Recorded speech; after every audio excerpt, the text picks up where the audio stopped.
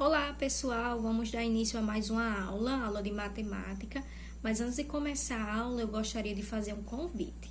Gostaria de convidar você a pegar a Bíblia Sagrada, qualquer uma que tenha na sua casa, abrir ela lá no livro de 1 João, capítulo 2, versículos 1 ao 4, que diz assim: Filhinhos meus, estas coisas vos escrevo para que não pequeis.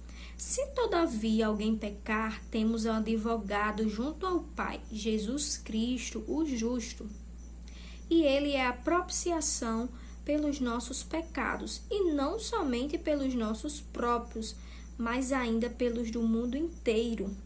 Ora, sabemos que o temos conhecido por isto, se guardamos os seus mandamentos. Aquele que diz, eu o conheço e não guardo os seus mandamentos, é mentiroso e nele não está a verdade. Gente, uma coisa que eu acho muito interessante nesse texto é que ele nos diz que quando a gente pecar, a gente tem um advogado. Qual é a função do advogado? Acredito que vocês sabem que o advogado ele defende o seu cliente. Quando a gente tem uma causa que não dá para se resolver, que a gente não consegue, não sabe o que fazer, precisa de alguém que fale em nosso favor, a gente procura um advogado. As escrituras afirmam que nós temos um advogado. Se a gente pecar, ela primeiro orienta que não pequeis. Mas se pecais, nós temos um advogado que é Jesus. Só que para ele resolver a nossa causa, para ele nos perdoar, o que é que a gente tem que fazer? Procurar ele.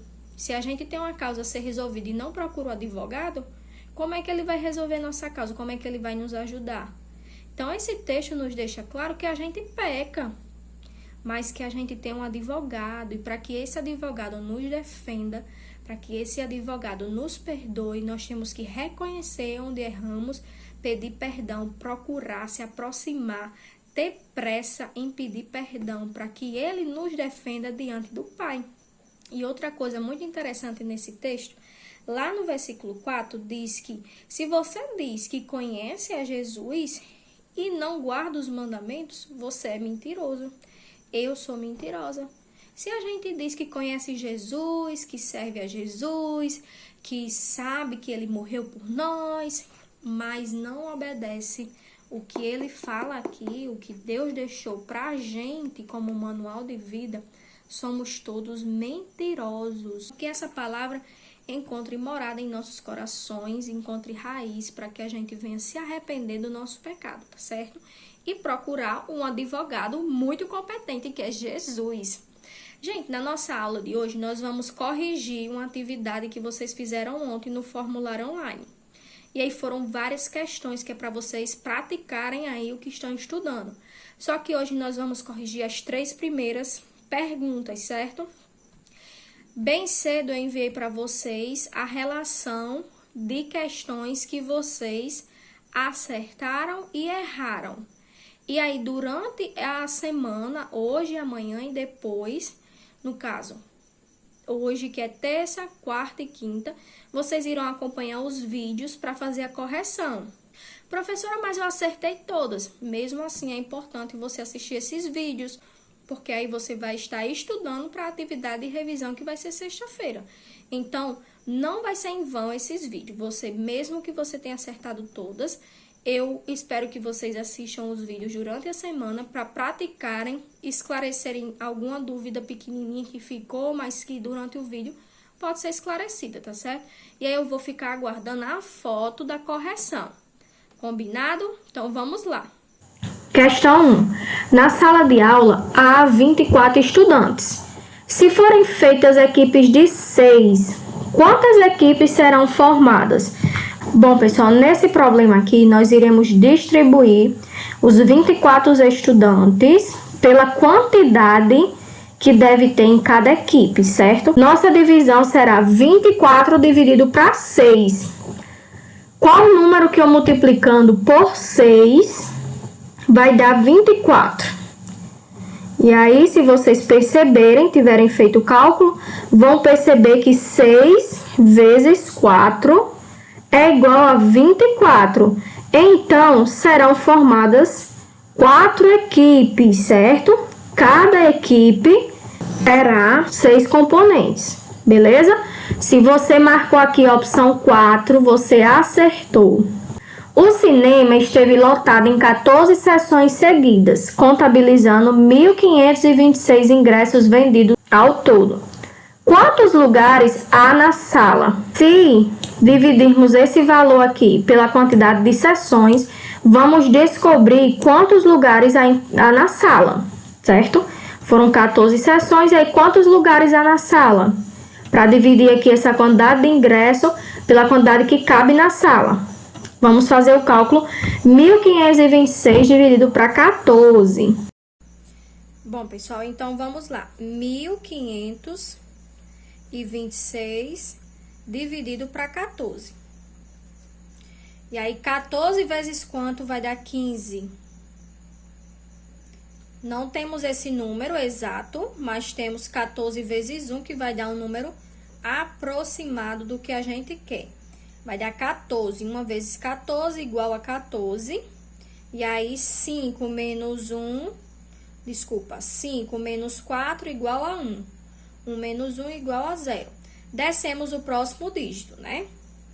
E aí, eu quero um número que, multiplicando por 14, dê igual a 12 ou aproximado. Se eu multiplicar por 1, vai dar igual a 14. Né? Nós não vimos aqui que vai dar igual a 14. 1 vezes 14, 14. Vixe, professora, passou de 12.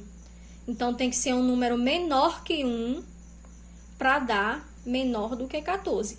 Que número é esse? Que número vocês pensam aí? É o número 0, que nós tivemos uma aula só para falar desse 0.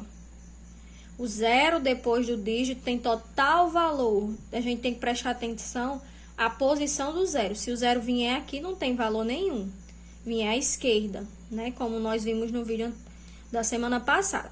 Mas aqui ele tem muito valor.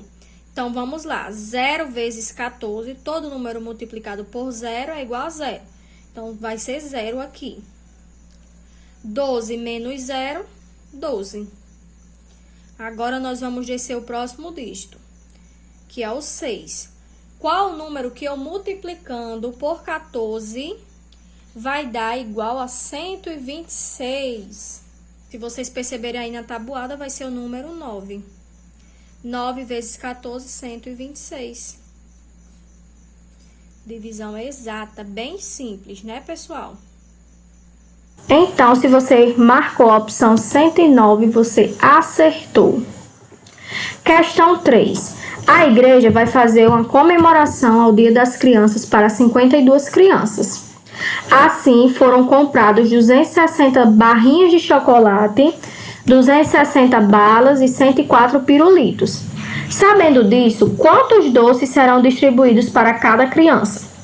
Bom, aqui cabe uma expressão numérica, porque se vocês perceberem, primeiro nós temos que calcular a quantidade aí de doces e dividir essa quantidade para a quantidade de crianças. Nós iremos, gente, incluir na mesma categoria, mesmo que sejam doces diferentes, eles irão ficar na mesma categoria de doce. Então, primeiro nós temos que descobrir quantos doces tem ao todo, para que depois façamos a distribuição igualmente de doces por criança. Se a gente não tivesse estudando expressão numérica, eu ia orientar que vocês primeiro somassem os chocolates, né, os doces, depois fizesse a divisão. Mas por que fazer isso se a gente está estudando expressão numérica? E ela serve justamente para isso, em cálculos que pedem mais de uma operação. Então, vamos começar aqui colocando entre parênteses uma categoria só, que vai ser a categoria de doces. 260 barrinhas de chocolate, mais 260 balas, mais 104 pirulitos, fecha parêntese, que terminou os doces, dividido para 52. Professora, quando é que eu vou colocar o parêntese em caso de eu estar montando a minha expressão numérica? Nesses casos aqui, ó, que a gente tem que organizar a mesma categoria. Se eu tirar esses parênteses, que é uma divisão. Se eu tirar esses parênteses, pela regra, quem a gente resolve primeiro? Adição ou divisão? Nós vimos que multiplicação e divisão se resolve primeiro do que adição. Porém, quem tiver dentro do parêntese, independente se é adição ou subtração, é o primeiro de todos a ser resolvido, mesmo que no restante da expressão tenha divisão ou multiplicação. O parêntese é o primeiro lugar a ser resolvido. Depois do parêntese vai vir multiplicação ou divisão, de acordo com a ordem que vier. Por último, adição e subtração. Então, vocês percebem a importância de colocar entre parênteses? Se eu não colocasse entre parênteses aqui, eu ia ter que começar por 104 dividido para 52. Afinal, a regra diz que tem que começar primeiro multiplicação e divisão. Porém, também, se tiver parêntese, vai ser dentro do parêntese. Então, vamos lá. Vamos somar 260 mais 260. Vai ser igual a 520. Como ainda tem outro número para ser calculado, abre parêntese, mais o outro número dividido para 52. E aí, 520 mais 104. E aí, nós resolvemos aqui 520 mais 104, que vai dar 624. Completo com o restante aqui da expressão, que é dividido para 52. Como não tem mais nenhum número a ser somado dentro do parêntese, termina aqui em 124, eu não preciso mais colocar o parêntese. Agora, vamos fazer essa divisão aqui do lado, ó. 624 dividido para 52. Qual o número que eu multiplicando por 52 vai dar 62? Bom, vai ser o número 1, que também não dá 62, mas dá 52, e é um valor aproximado de 62. 62 menos 52 é igual a 10, desce o 4. Qual o número que eu multiplicando por 52 vai dar igual a 104? O 52 vezes 2 vai dar igual a 104. Então, 624 dividido para 52 vai ser igual a 12. Se você marcou a opção 12, você acertou.